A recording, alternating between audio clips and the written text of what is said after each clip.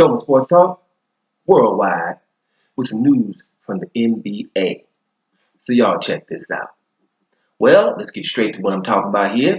Your boy, DeMar DeRozan, welcome to the MVP race. Welcome to the MVP race, baby. He had 52 points versus the Bucks, and that's pretty good. The Milwaukee Bucks are one of those teams we're going to really have to watch out for when the playoffs come. They're going to get Jabari Parker back. They're going to be a problem. I've said it many times. Playing against them is a good defensive team. They added Bledsoe. Everybody on that team likes playing defense. So to score 52 on them is pretty darn good. DeMar DeRozan is really, he's beasting.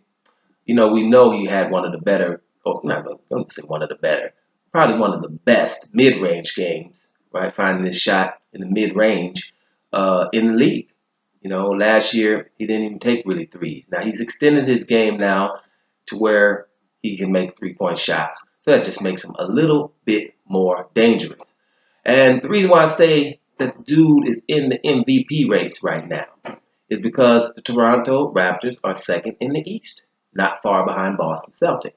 So if this team were to finish first in the East, the whole Eastern Conference, his chances will go up. He will probably even get it if he continues on this pace. He's averaging 25 points a game right now. The top's on his team.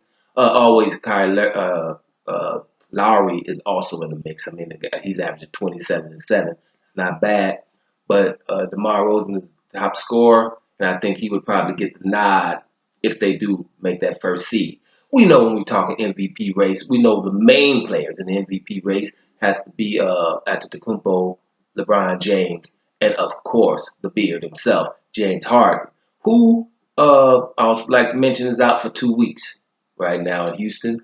Probably, you know, it happens to everybody. It's only 2 weeks, so James Harden will still probably keep his spot as one of the main guys when you're talking about MVP race. Now, it also depends on how well Houston does. If they drop off like they've been doing of late, then that can change. Now, you know, those are the top three candidates. I would say, like I say, James Harden, Antetokounmpo, the Greek Freak, and LeBron James. Then to a lesser extent, after that comes the other two names. I would say like Kevin Durant, right? I don't want to say anybody in Golden State. I know Golden State could win without Kevin Durant, but he stepped up his defense. You know, second in blocks. You have to take that in consideration. And then, of course, Russell Westbrook. I know, you know, the man gets triple-doubles all the time, and we starting to act like they're nothing because he's doing it. But if he can get Oklahoma City back up to that third seed, probably, third seed, maybe second, then watch out. He will get back in that race. We still have, this is not even halftime in the NBA. You know, so those are the other two to a lesser extent, and maybe Kyrie Irving. You know, and then after that comes the Lowrys of the world and Antetokounmpo. I said Oladipo, excuse me, from the Indiana Pacers. If they were to make another surge, those are those names. So I've named about 7, 8 players, but DeMar DeRozan is definitely in the club right now. If he continues beasting like this, 52 points is not easy to get. It's easier than it used to be. Now I'm not going to try to act like it doesn't. Y'all heard my rant about defense in the NBA, but he did it against a very good defensive team, you know. So, you know, like I say, he's a homeboy, you know, Compton in the house, you know what I mean? So it's good to see him doing well. When it comes to Toronto Raptors, they're a team that's pretty good all the time. I don't really root for them much, but, you know, when they're an underdog, like in this situation, I definitely do. It's good to see DeMar DeRozan get some love, because he is beasting.